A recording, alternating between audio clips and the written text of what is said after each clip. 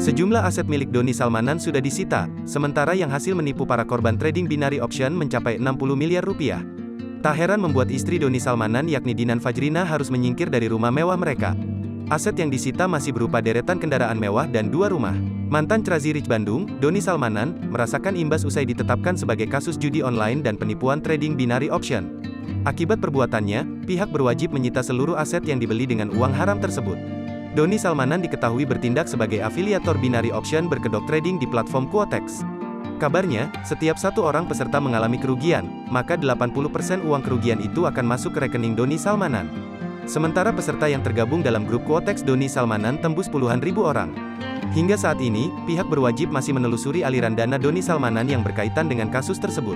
Total aset yang disita sejauh ini, sudah tembus 60 miliar rupiah dan masih terus bertambah. Fakta ini disampaikan oleh Kabag Penum Divisi Humas Polri, Kombes Pol Gatot Reply Handoko melalui YouTube Kiai Haji Infotainment, dikutip dari tribunnews.com, Kamis, tanggal 17 Maret tahun 2022. Kabag Penum Divisi Humas Polri, Kombes Pol Gatot Reply Handoko mengatakan pihaknya masih terus berkoordinasi dengan PPATK.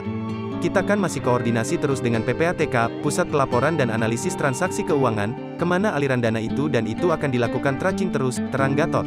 Badan Reserse Kriminal, Bareskrim, Polri juga telah menyita sejumlah aset tersangka yang berada di kediamannya, di Bandung. Kemarin itu khusus untuk saudara DS, penyidik kemarin sudah turun ke Bandung melakukan tracking aset yang ada di Bandung. Sementara, total aset milik Doni Salmanan yang disita yakni sekira 60 miliar rupiah. Jumlah itu masih akan terus bertambah, mengingat penelusuran aliran dana masih dilakukan. Total itu sudah disita dan sudah dihitung perkiraannya ada sekitar 60 miliar rupiah. Bahkan ini berkembang terus karena penyidik masih melakukan tracking aset dan tentu berkoordinasi dengan beberapa stakeholder, termasuk PPATK, tandas Gatot.